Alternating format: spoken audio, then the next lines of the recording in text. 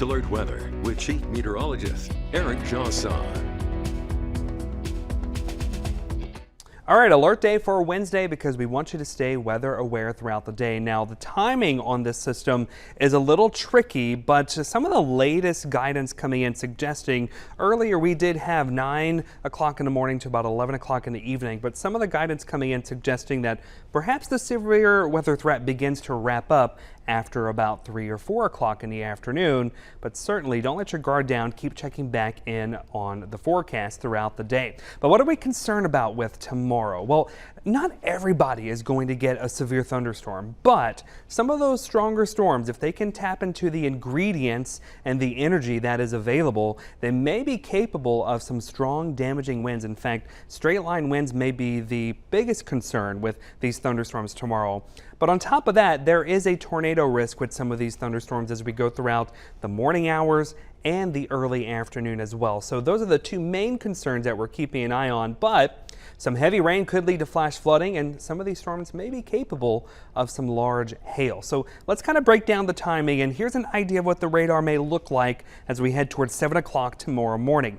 And this is one of the questions that we have. Will we be able to see thunderstorms develop ahead of the main line? Some of the models continue to suggest that's possible. However, in the morning, we're not going to be as unstable. We're not going to have all the daytime heating that we would have if this was coming in later on in the afternoon. But there are other ingredients that could overcompensate for that lack of instability. But if these can develop ahead of the main line, they could pose a risk for tornadoes early in the morning for your Wednesday. Here we are by 9 o'clock. And Futurecast showing that main line of storm beginning to make its way pretty much along the I-10 and I-12 corridor across southeastern Louisiana. Then you kind of talk about the next threat. So we talk about the potential for maybe individual thunderstorms developing ahead of the main line. But there's also a signal in some of the model guidance that perhaps strong straight line winds are possible. And I say that because looking at this signal of this Futurecast, you can see what we call a bowing echo or a bow echo. At least that's what the radar is being simulated as. That's usually an indication of strong straight line winds. And when we see that signal in the model guidance, we'll watch for that potentially in the actual radar data that comes in tomorrow as the line of storms comes through. But notice how fast that pushes through. By lunchtime, perhaps that bowing segment slides all the way through South Mississippi.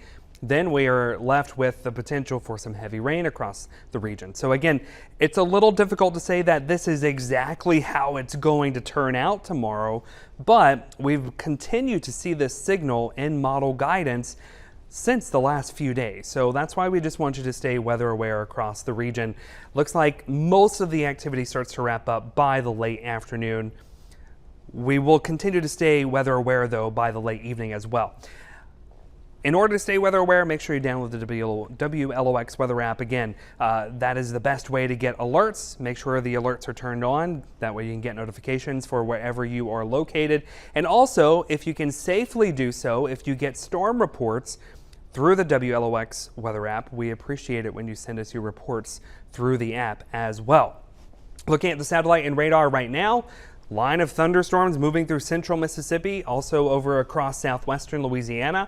We're watching this cluster of storms developing over South Texas. When you look at the water vapor, you can see the main upper level storm system rolling through, making its way into Texas. As this swings east, it's going to carry those complexes of storms our way through the jet stream.